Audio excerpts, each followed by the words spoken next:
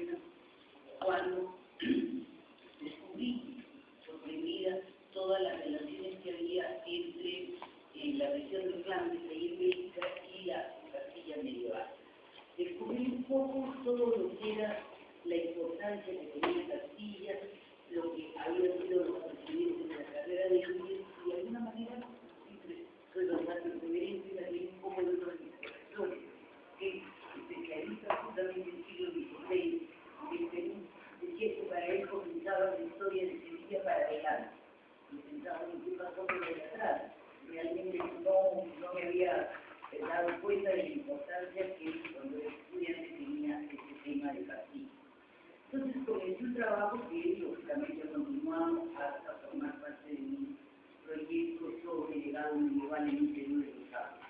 Entonces quisiera comenzar un poco presentando el tema, sobre todo presentando en el sentido de que han hablado justamente de la conmemoración y de alguna manera recordado siempre el milagro de lo que eran esas conmemoraciones, esas aniversarios, que en parte nos hacen recordar temas interesantes, pero en algún caso lamentablemente luego pensar en la de anoche. Simplemente sentimos un poco traumatizados con lo que ha pasado. Y yo quisiera que conocieran un poco Castilla, para que no sigan con la idea de que nos conquistaron prácticamente lo último de Europa. De alguna manera, esto todavía nos hace sentir peor. A mí por lo menos me hizo sentir muy mal durante mucho tiempo pensar que un país que nos decían un poco menos era nada, había podido dominar a un imperio. Entonces, ahora quiero darles realmente lo que era Castilla, por lo menos en el siglo XV, para que puedan entender por qué fue Castilla la que pudo conquistar. No podemos hablar todavía de España, porque para nosotros los humanistas el término que utilizamos para los últimos siglos de la Edad Media o la Edad Media es el término de las Españas medievales o la España de los 5 reinos, es decir, los reinos cristianos de Portugal, Castilla, los países de la Corona de Aragón, Navarra y el reino musulmán. ¿Cuál es la característica de este territorio? Yo creo que lo importante primero es que ubiquemos cómo está, digamos, Castilla dentro de lo que es la región europea. Si nosotros vemos el mapa de Europa y sobre todo lo que es la ubicación de Castilla, lo primero que nos vamos a dar cuenta es lo siguiente, que tiene una ubicación geográfica ideal. De alguna manera lo que ha dicho John Farber era un poco como un paletón sobre el Atlántico más la conocida como el Mediterráneo, con el norte de Asia y sobre todo con toda la parte de Europa del norte. Si nosotros consideramos todo ese territorio, nos damos cuenta de algo que vamos a ver que es muy importante. Castilla es el más extenso y el más poblado. Entonces va a tener recursos humanos mucho más inclusive que Portugal. Y es la que va a enfrentar, en gran parte cierto, va a cargar con el vacío en muchos casos de esta expansión. Tenemos entonces su apertura al Mediterráneo, al Atlántico y al Mar del Norte y al Mar del Lado. Entonces, imagínense uno de los países que tiene un papel importante internacional que inclusive ha logrado derrotar a las fuerzas de la Marina inglesa, de la Marina asiática en el siglo XV. Entonces, no es, como diríamos, de cero a la izquierda.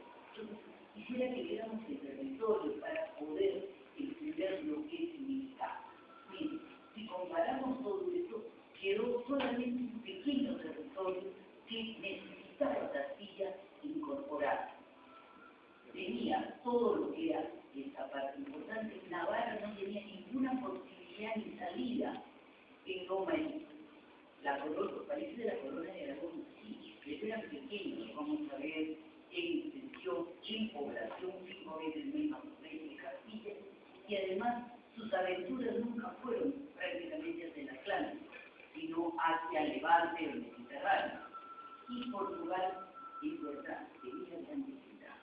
Yo la tengo que diría que nada, habíamos pedido que participara en no referencia en expansión portuguesa haya tenido un problema en su embajada y no haya podido llegar, porque hubiera podido completar muy bien. Portugal tiene enormes ventajas en su territorio. Además, ha comenzado a poder decir una expansión desde mucho antes que Castilla. ¿Por qué? Porque aquí en el siglo XIV, Portugal cambia la dinastía gobernante, la dinastía va a ser una alianza muy interesante con la burguesía, con todos los que son los navegantes, armadores, etc. Tiene algo que inclusive muchos países del siglo XX todavía no lo han logrado armar, un proyecto nacional. Y ese proyecto lo van a ir realizando en el siglo XV. Tiene muchas ventajas, pero tiene dos, como podemos decir, desventajas muy grandes. La primera, como digo, es un país pequeño con poca población que no va a poder tener lo mismo que Castilla.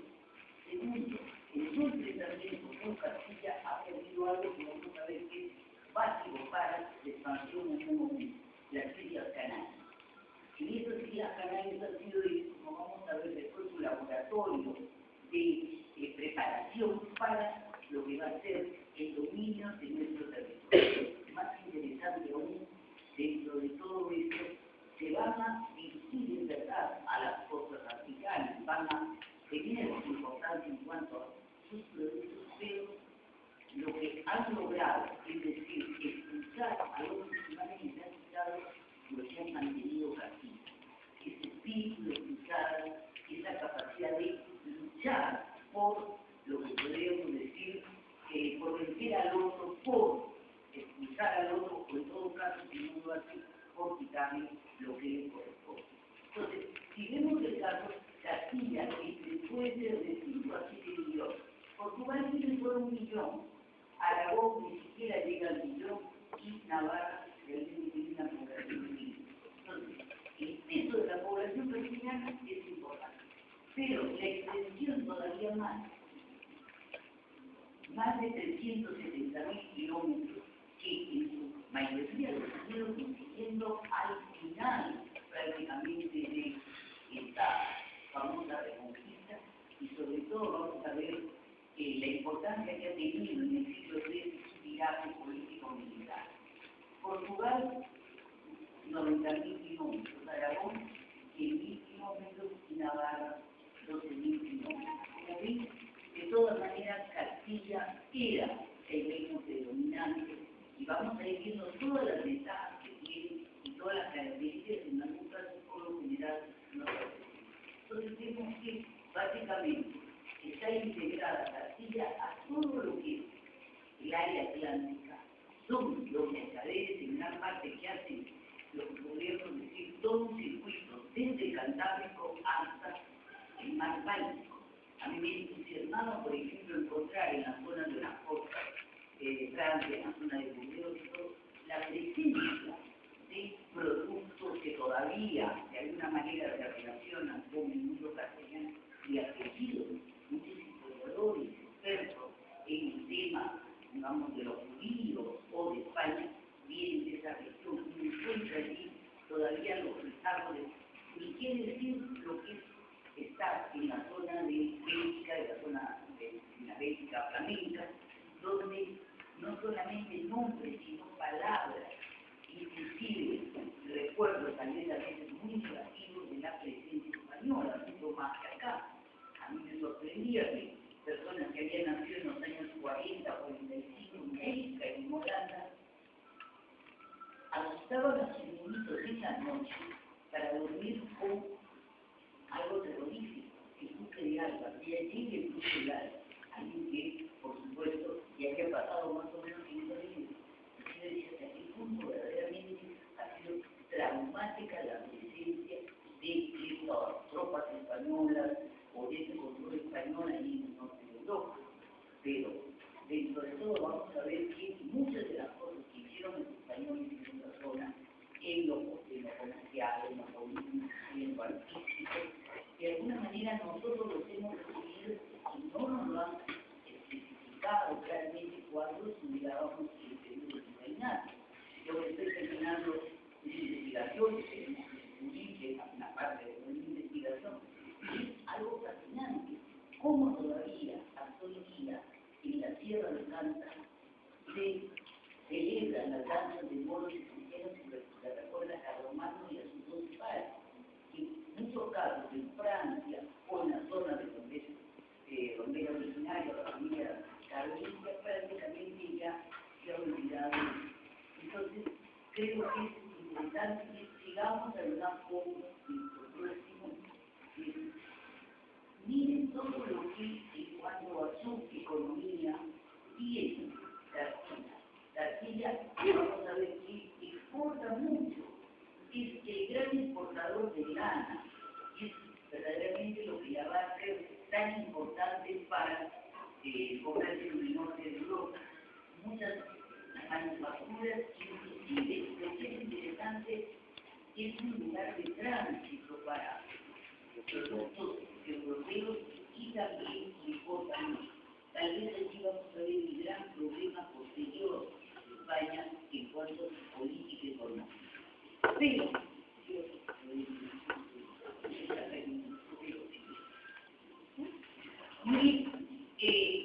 ¿qué es lo que podemos nosotros decir? El territorio nos dice es muy extenso y muy variado. Uno puede notar las diferencias entre el norte húmedo de España actual y lo que es la región, digamos, del sur, la región meridional andaluza, claramente la distinción. Ha tenido problemas para cohesionar ese territorio tan amplio y, de alguna manera, digamos, las diferencias que se manifestaban en sus días, las que seguimos viendo a través de las noticias, los problemas en el País Vasco, en Cataluña, etcétera, todo esto es, de alguna manera, un peso que viene de siglos anteriores. Pero la población, lo que es muy interesante, es una población, aparte de numerosa, muy variada e inclusive presenta características muy interesantes en cuanto a sus diferenciaciones. Es cierto que hay una gran mayoría menos favorecida, hay una pequeña minoría podemos decir, eclesiásticos y nobles, no que tienen poder de la tierra y en muchos cargos, pero básicamente como toda sociedad preindustrial es una sociedad prácticamente rural.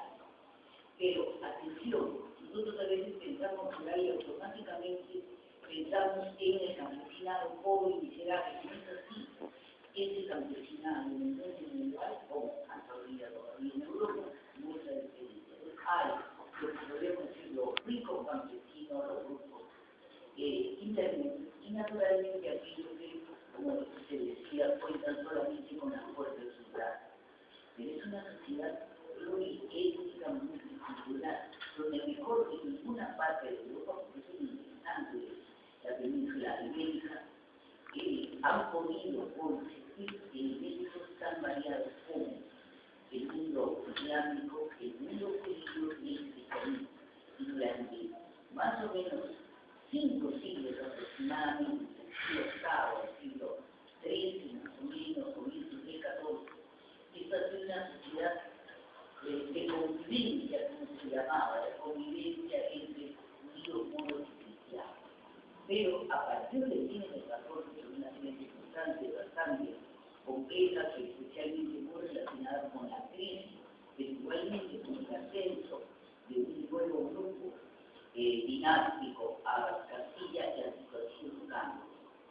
Y cambia no solamente por las medidas que da la corona, porque curiosamente dan medidas en favor de los judíos, inclusive protección a estas comunidades con sus criaturas, pero poniendo en campo su protección que les está quitando otras posibilidades en cuanto a derechos bajo otras autoridades o otras instituciones.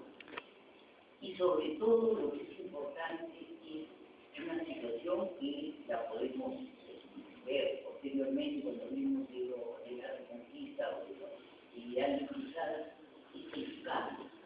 Mientras que los cristianos, por ejemplo, fueron débiles, tuvieron menos territorio, menos control, fueron lo que podríamos decir más solidarios y de alguna manera podríamos decir aceptaron mejor a los no cristianos. Cuando vino el milagro de la batalla de la Nava de Tolosa en 1208, cambió la situación. Los cristianos comenzaron a controlar básicamente la península ibérica, especialmente la zona castellana, aumentó su territorio y naturalmente ahora ya podía realmente ser mucho más efectivo. Y ese sistema también va a responder a cambios que yo voy. Entonces, esta sociedad se vio afectada curiosamente también por cambios dentro de esta sociedad. En algún caso, los grupos judíos, ante las presiones que estaban viviendo bajo los tratados, decidieron en algunos casos convertir. Una conversión en algunos casos, como conversamos con amigos judíos, muy poco creíbles. Finalmente habían sido lo que podríamos decir judíos de muy poca vivencia religiosa y por lo tanto no tuvieron escrúpulos en pasarse a otra religión. Hasta ahí podríamos entender el gran problema que se creó a partir de eso fue la situación entre cristianos viejos y cristianos nuevos. Los cristianos nuevos eran estos convertidos. Si hubieran sido XX, no importaba, pero desgraciadamente Octavio tenía por dominar en español. Muchos de los grandes títulos nobiliarios de grandes España están ligados a estos grupos de conversos, a estos marranos, como se les va a llamar en la jerga popular. Y en algún caso increíble, pongamos una idea que a mí me ha parecido ideal la relación que tiene con Grandes, en la ciudad de Burgos, el rabino mayor de Burgos se convierte en aquí pasa a ser arzobispo de la ciudad.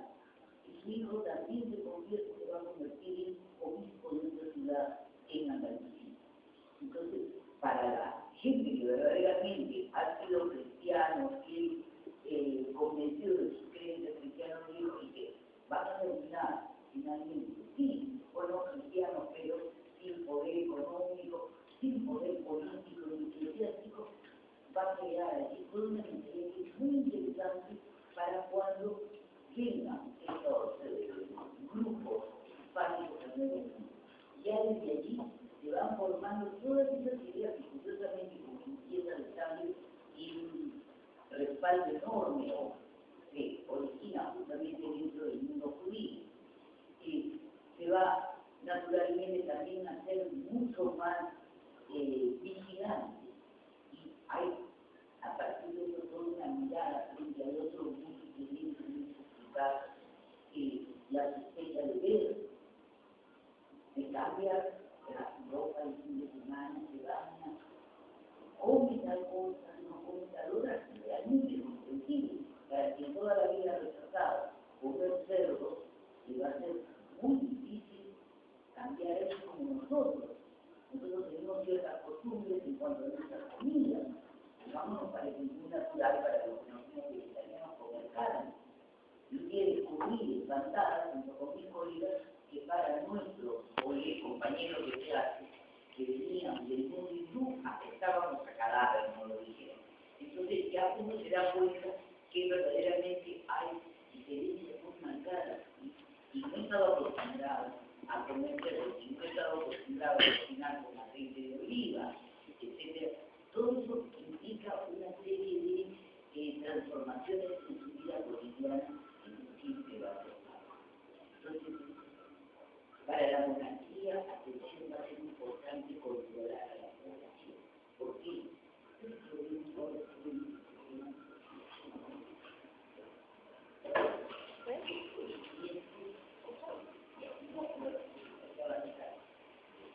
Allí esto es muy interesante. Durante mucho tiempo se habló, se comentaba entre los especialistas en Bélgica de las relaciones muy antiguas que habían entre la península ibérica, Castilla y esta región de Flandes, especialmente la ciudad de Brujas. Buscábamos lo máximo que encontramos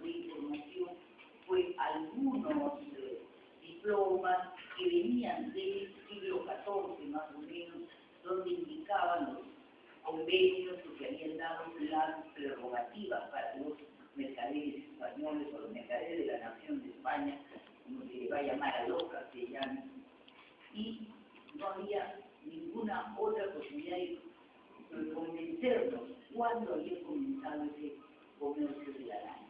Hasta que curiosamente mucho tiempo después encontré una miniatura. Esta miniatura que corresponde justamente a la cantidad de Alfonso X, señala claramente y hay todo un escrito donde explica justamente todo ese tráfico que de lana, los pasos que se tenían que dar, que eran muy complicados, que las ordenanzas de ese consulado de Bilbao en algunos casos de alguna manera van a tener como las de las ordenanzas de Burgos importancia para nuestro comercio colonial. Y esta es la que les quería mostrar para que ahí está. A partir de 1212, con la batalla de la Saba de Tolosa, quedó ya prácticamente sellado el destino de lo que era el Islam. Un mundo que lamentablemente, a través de la historia, ha mostrado, por un lado, su capacidad de expansión, su capacidad de asimilación, lo cual lo ha notado mucho en el reino castellano, pero sobre todo el gran problema, sus divisiones en el interno. Entonces, de cierta manera fue imposible lograr que otros grupos musulmanes, sea en África o en Asia, apoyaran a estos musulmanes del reino de Granada, y fue, digamos, importante para los monarcas castellanos seguir ese avance que se detuvo, es verdad, a mediados del siglo XV, pero luego nuevamente se recupera. ¿Cómo es la monarquía castellana? Es una monarquía muy especial, tiene condiciones muy diferentes. Entonces, cuando por lo general se explica el mundo castellano, se lo relaciona con otras monarquías europeas de la época. Se piensa en Inglaterra, se piensa en Francia, se habla de alguna manera del imperio germánico, pero se olvidan las peculiares características, inclusive todo lo que de alguna manera conversamos el otro día con Manuel, es importante para el desarrollo que va a tener la política en el nuevo mundo, inclusive en los momentos de dificultades de rupturas en 1810. La monarquía castellana tiene, como era normal en la Edad Media, lo que se llaman los poderes, digamos, reales, la llamada regalia, que se referían a todo lo que era su capacidad en lo político, en lo militar, en lo económico, inclusive eclesiástico. Entonces, es un monarca que puede imponer tributos, es un monarca que puede asignar moneda, que puede declarar la paz, que puede declarar la guerra, perdón, y firmar la paz, que además puede elegir entre la terna de obispos y va a tener cada vez más poderes en ese aspecto de la monarquía castellana, y además es el máximo ejecutor, el que tiene en sus manos todo el poder de justicia. Entonces, verdaderamente es interesante, pero no debemos olvidar que en una monarquía se daba importancia a lo contractual, a esa relación entre el monarca y los súbditos, que de alguna manera, en caso de lo que podríamos decir hayan dificultades, toda esa relación entre monarca y pueblo y súbditos iba a tomar características especiales. Entonces podía, como se decía de alguna manera, revertir el poder que había entregado el pueblo al soberano, podía nuevamente volver a este pueblo. No siempre todos los poderes que tuvieron los monarcas, inclusive monarcas castellanos, en cuanto a la diplomacia, en cuanto a toda una serie de elementos en la génesis del Estado moderno, lo pudo asumir en toda su amplitud. De alguna manera tuvo que enfrentar problemas, las debilidades, en algún caso personales de los monarcas, la minoría de edad de los herederos, en algunos casos las tensiones sociales que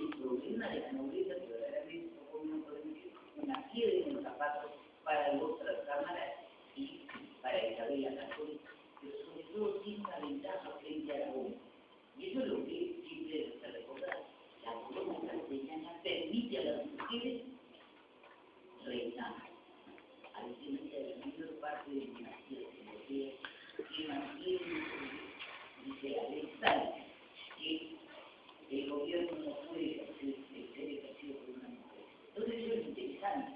Y saber que no es la legítima heredera va a tomar finalmente el trono, va de alguna forma descartar a la heredera,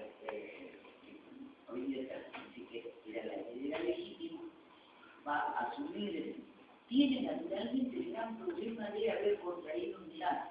Y atención, la idea de que Isabel se casa con Fernando y le entrega alegremente sus 350.000 kilómetros cuadrados de más cosas, no es cierto. Cada uno sigue siendo monarca en su territorio. Lo único que va a conceder de alguna manera Isabel es lo que podríamos llamar una personería o una unidad en la diplomacia internacional. Pero sigue manteniendo las aduanas entre las fronteras de Castilla y Aragón, que ella define respecto a Castilla.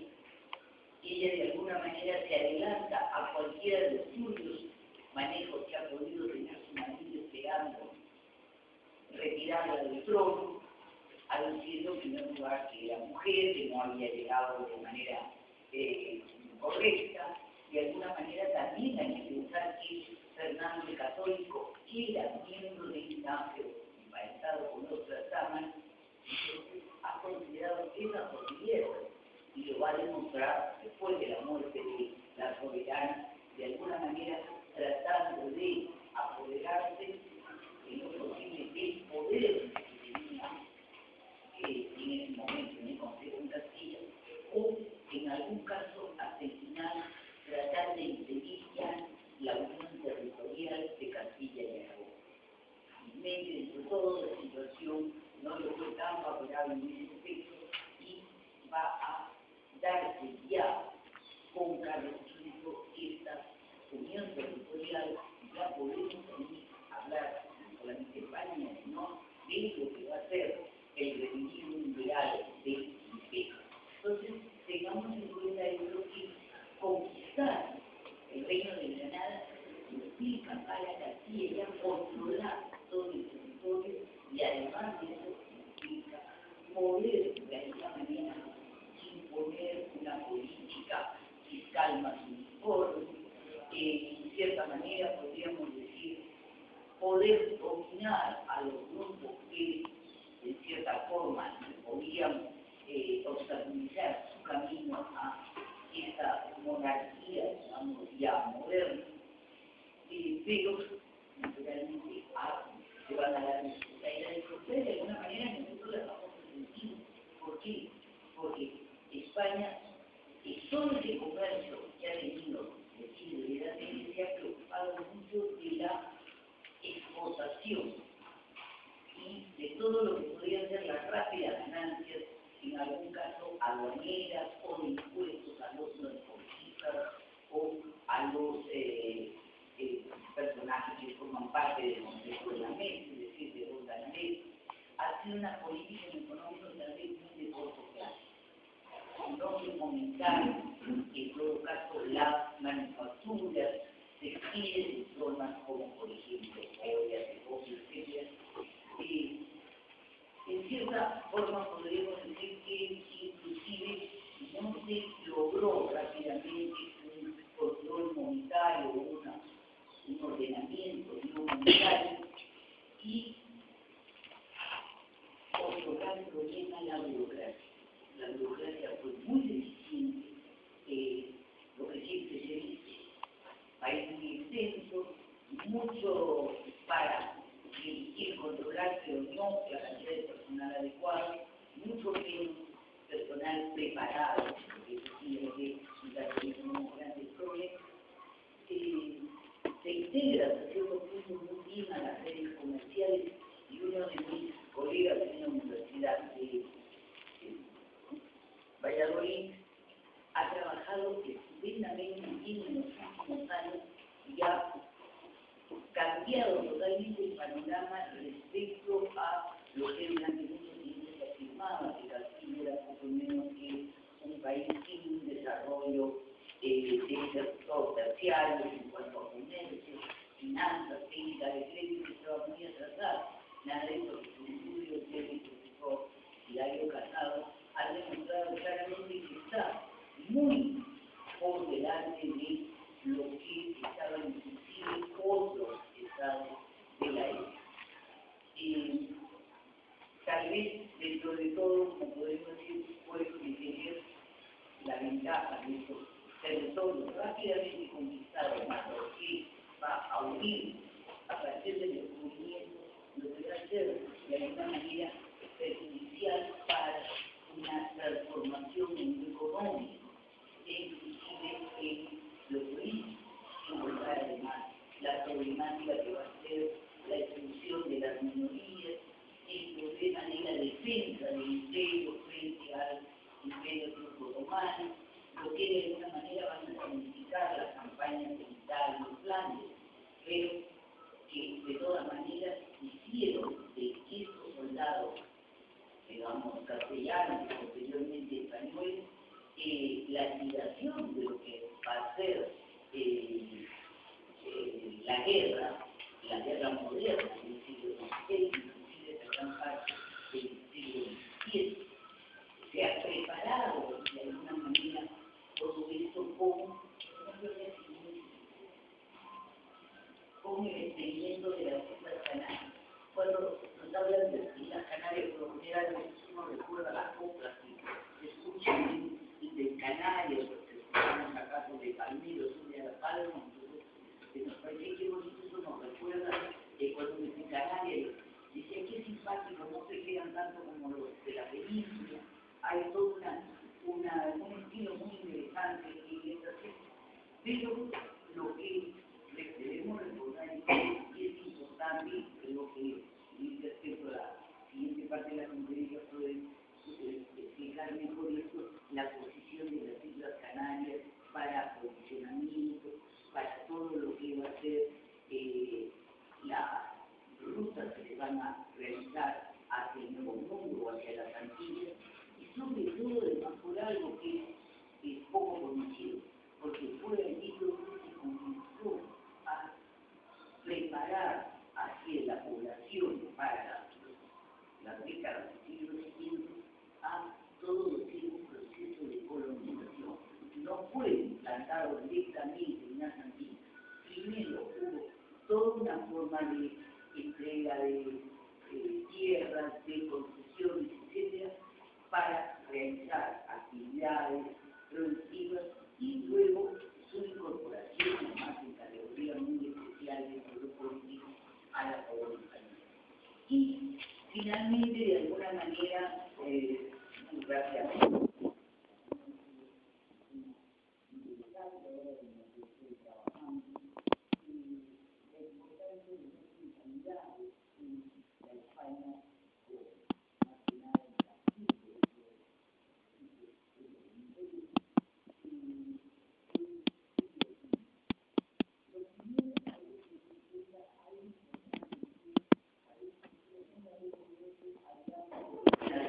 del emperador Carlomagno, de Cesaro, etc. Lo que hay que tener en cuenta es que básicamente en la escritura toma gran importancia del siglo XI para adelante, pero la escritura no dice para los siglos.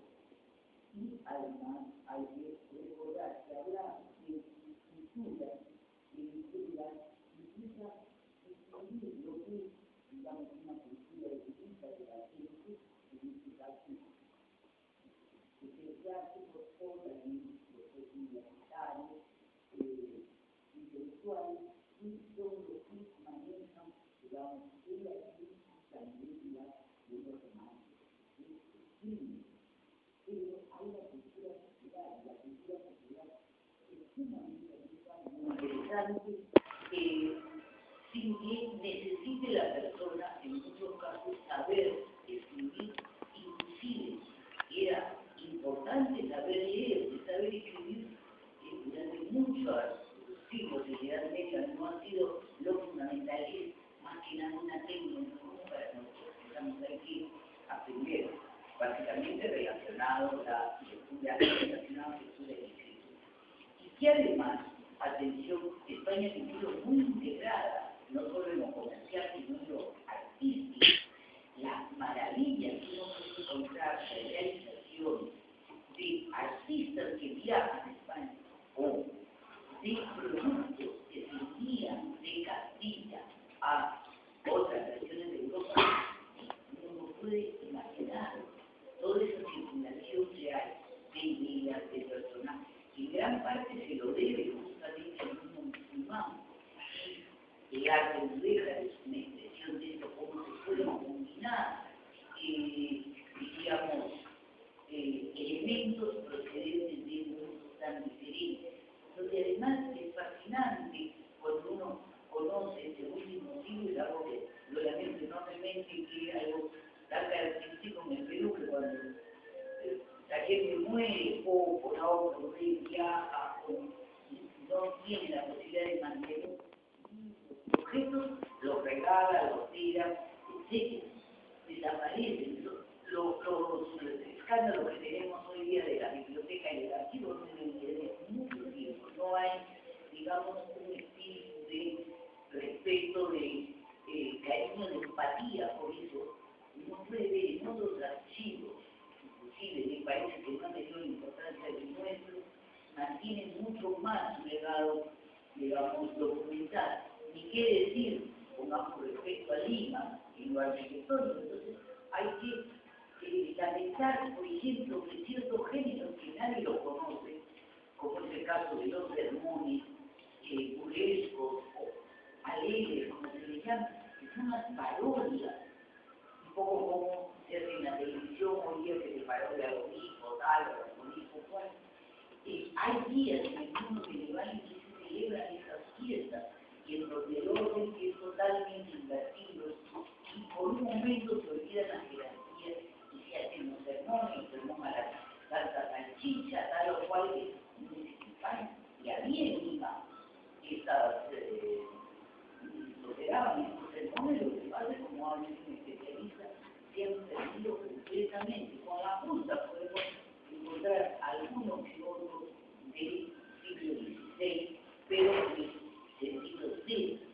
Ahora, interesante también que esta mentalidad es la mentalidad que ve al otro como al enemigo, al que hay que convertir, al que hay que quitarle sus bienes, al que de alguna manera se le puede, digamos,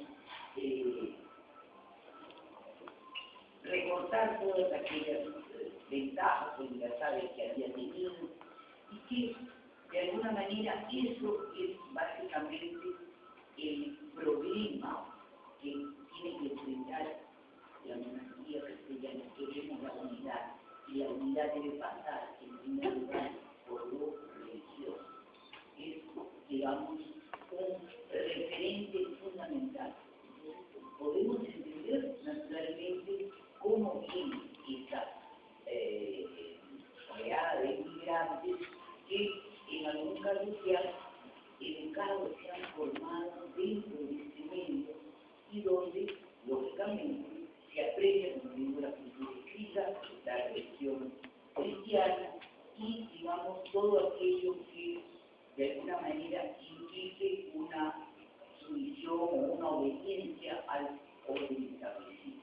Creo que básicamente a grandes rasgos lo que podríamos señalar de este tema para que tengan una idea de cómo queda de Sevilla para acá. Y también señalar otra cosa. No todos, y muchas veces he discutido con amigos, no todos los que venían a Nuevo Mundo eran delincuentes, ha habido de todo, lógicamente. Ya hoy día podemos pensar que los delincuentes no son únicamente los que están en la cara. Entonces, era gente de diferentes clases de estado social, con una serie de condiciones muy especiales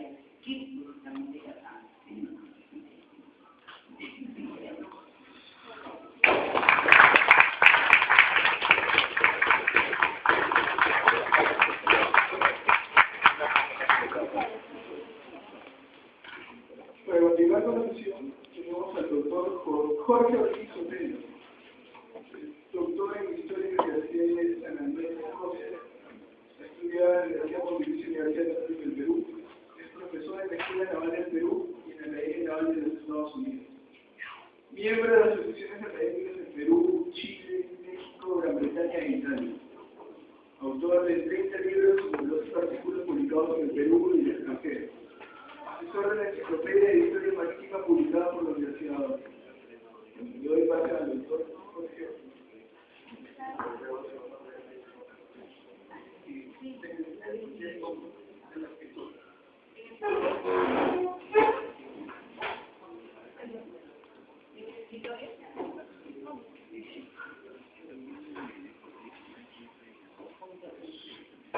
No, primero nada, quisiera agradecer a los profesores por invitarme y también a consulta, por realmente presente tratar con ustedes. El tema que quiero comentarles es sobre la navegación. Vamos a tratar un puesto un indicador ahí al inicio. Si está coordinado. ¿Lo grabó? Sí, lo grabé. Bueno, creo que eso.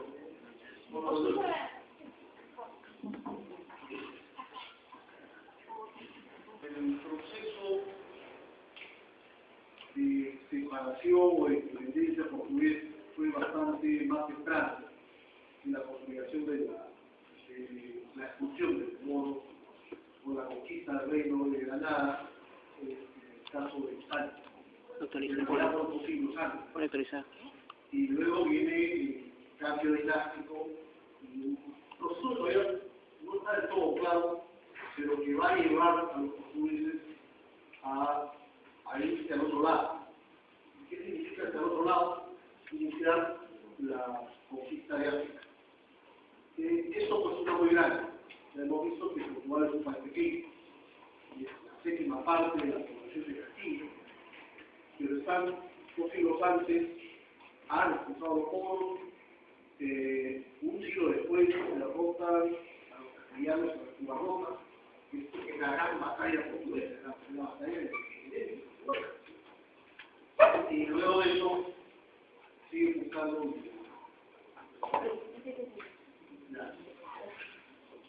ok,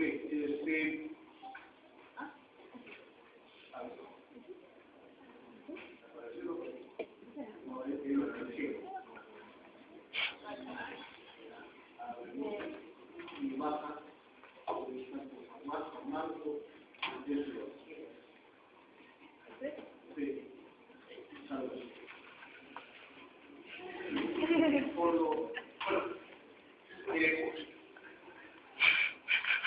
estos tipos de años depende cómo lo ven.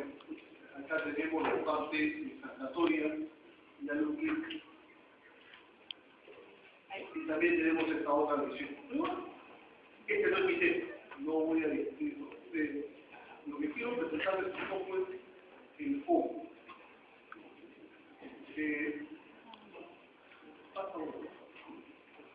Ok, les hablaba de Portugal. Portugal es el pequeño reino que muy temprano en el siglo XV inicia su proceso expansivo. Y este proceso expansivo parte con la conquista de Ceuta en el año 1415. En Ceuta van los 2 príncipes, va Enrique y su hermano, y después de Ceuta, Enrique se va a retirar al promontorio de Sáenz. Enrique es navegante, en realidad no navega. Ya todo lo que navega es el cruce hasta Ceuta, toman Ceuta y se regresa. Pero ¿por qué Enrique es navegante? Porque es el gran impulsor del proceso de expansión política. Desde Sagres, el Sagres va a convocar. Sagres es una península de la cual queda muy poco hoy día. No es que haya habido ahí una domina actualmente la escuela de Sagres, no es que haya habido una escuela, porque ha habido una concentración en torno a Enrique de las principales, llamémoslo de alguna manera, eminencias en los temas de las ciencias vinculadas a la radiación, es decir, la astronomía, la matemática, el diseño y la construcción naval. Enrique es la verdad de grande por eso. Y esto se inicia casi inmediatamente después, inicia el proceso de avanzar sobre la costa africana.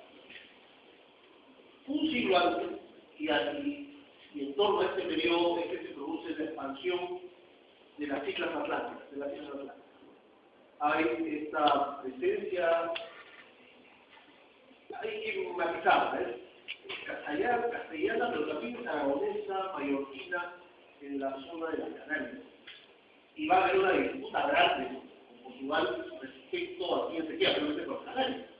Los portugueses han alcanzado en todo este periodo a ocupar islas que están más al oeste. Ocupan las Islas Madeira, la Isla Madeira y las Islas Azores, que se llaman las Afortunadas. E inician un proceso que tiene varias etapas. Van bajando la costa, un gran punto de inflexión en este proceso es cuando doblan el Cabo Bojador. El Cabo Bojador está acá. 1434 doblan el Cabo Bojador. Cabo Bojador, bojar en portugués significa doblar. El Cabo Bojador es un promontorio que se interna en el mar 15 millas y luego hay roquerías, Europa pequeñitas. Entonces, cuando vienen los navegantes, lo que encontraban ahí era que el agua hervía, y por supuesto entraba a la zona tórrida. Y usted nos tiene una idea de lo que era la percepción del mundo en este momento. A la zona templada, la zona tórrida y la zona gélida. Entonces, entrar a la zona tórrida donde el agua hierve era condenable. Y además, la corriente del otro lado y los vientos no facilitaban el regreso. El Cabo Bojador se convirtió en una suerte de mito. Hay más de 10 años de intentos consecutivos de los portugueses por doblar el Cabo Bojador. Finalmente lo hacen. Este es el primer hito. El segundo hito de los portugueses va a ser el arribo a la zona del Golfo de Guinea. La parte norte de África es lo que se conoce como la zona sahariana. Y la zona subsahariana es el África Negra. ¿Qué es lo que voy a encontrar en el África Negra?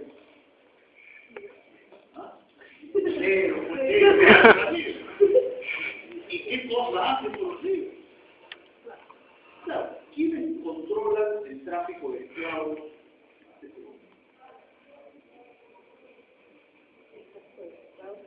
¿Quiénes controlan el tráfico de esclavos? El tráfico de esclavos se ha mantenido, no se ha suspendido. Durante todo el periodo de la guerra, ha seguido. ¿Quiénes han controlado el tráfico de esclavos? Claro, un poquito de imaginación. Si está en Europa acá, y el África Negra está acá, ¿quién es el medio? Los reinos musulmanes. Los musulmanes zona de Libia. Ahora aparece este pequeño reino que comienza a controlar y a competir y de hecho establece una serie de factorías para acá.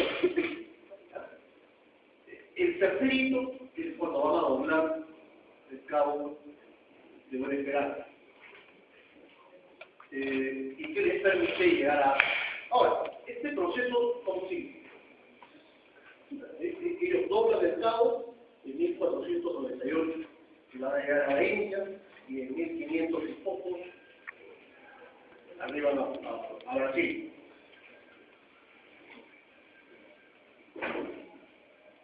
¿Por qué es importante esto? Eso es lo que es.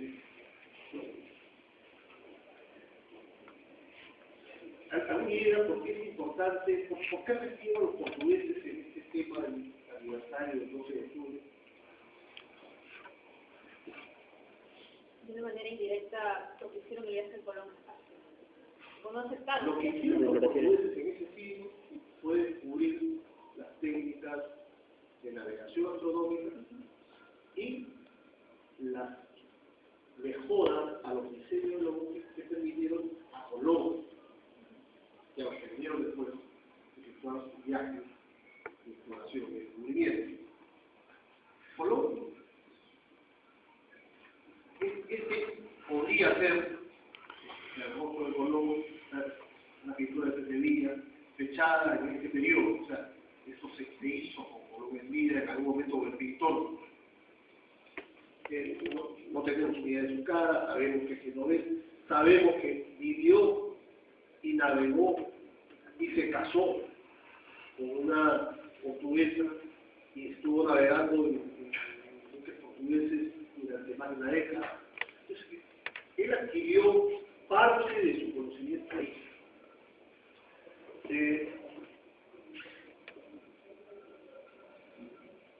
Luego, este conocimiento es lo que va a traducir pues, en sus propuestas.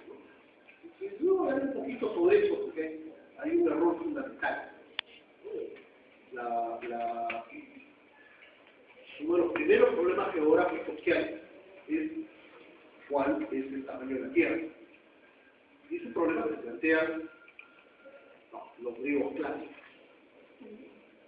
Hay un matemático griego del siglo II, que es Estrabón, que calcula el tamaño de la Tierra mediante un proceso trigonométrico midiendo la sombra de una columna egipcia. Y el ascenso calcula más o menos bien. Pero ¿quién es el gran geógrafo de la Tierra? ¿Algún nombrecito por ahí? Toda la Edad Media, el conocimiento geográfico tiene un referente, tiene la autoridad. ¿Quién era la autoridad? Ptolomeo. Pero Ptolomeo parte de un error fundamental. Considera el grado en el Ecuador 500 estados. Ahora, ¿qué significa eso? Significa que la Tierra es más pequeña. Estrabón calcula el tamaño de la Tierra, lo calcula más grande. Ptolomeo lo calcula más pequeño. Colón es tolemaico. Y por consiguiente, cuando plantea su viaje, él dice, bueno, voy a ver que es como, dice, bueno, voy a Caguay. Pero no era fácil ir a Caguay. El viaje era mucho más largo. Por eso, cuando lo plantea en la corte portuguesa, o obras portugueses, se dan cuenta que